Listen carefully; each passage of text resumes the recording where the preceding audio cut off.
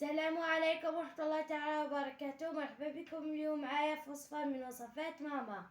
اليوم جيتكم بقراطة بدون فرن بكيس سباغيتي. بسم الله، نبداو في المكونات. 2 حبات بطاطا وقطعناهم رقاق وقليناهم.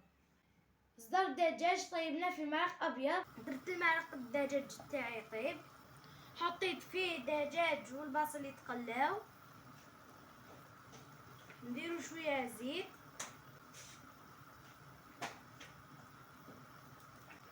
قليل من راس الحانوت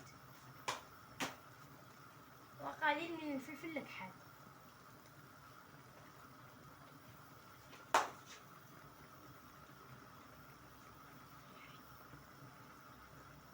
قليل من الملح،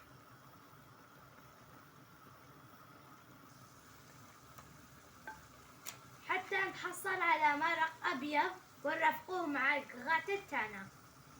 3 حبات بيض مغليين، جبن ابيض، قليل من المعدنوس، 3 حبات بيض، قليل من راس الحانوت، قليل من الفلفل الكحل،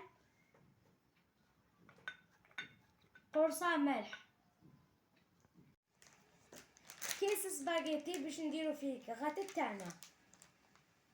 بسم الله، نبداو نحضرو.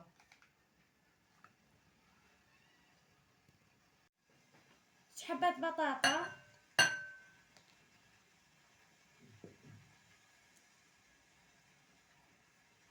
صدر دجاج اللي طيبناه في مرق ابيض،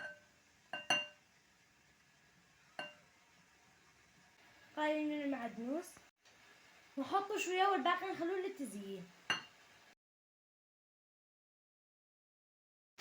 جبن ابيض، قرصة ملح،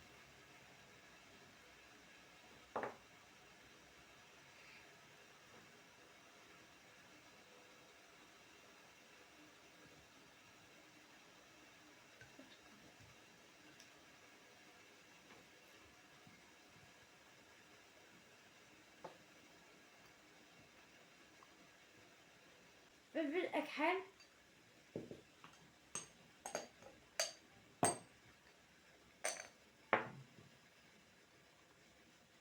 قليل من راس الحانوت،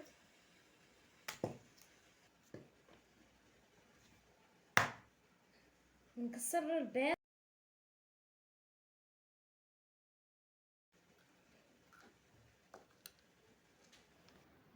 البيض، ونحطه فوق الخليط، ومن بعد نخلطوهم مليح.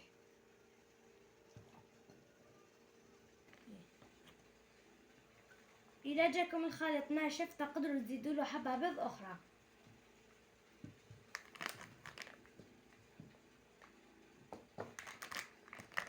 نعملوا الخليط تاعنا في كيس سباغيتي،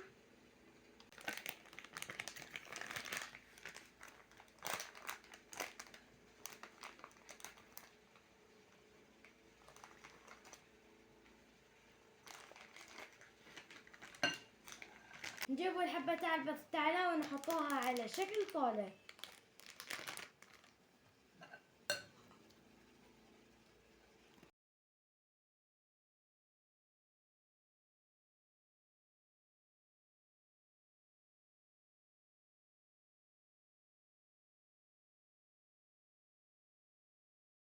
في نفس الوقت هاني درت الطنجرة تاعي تغلي باش ندير فيها هذا الكيس.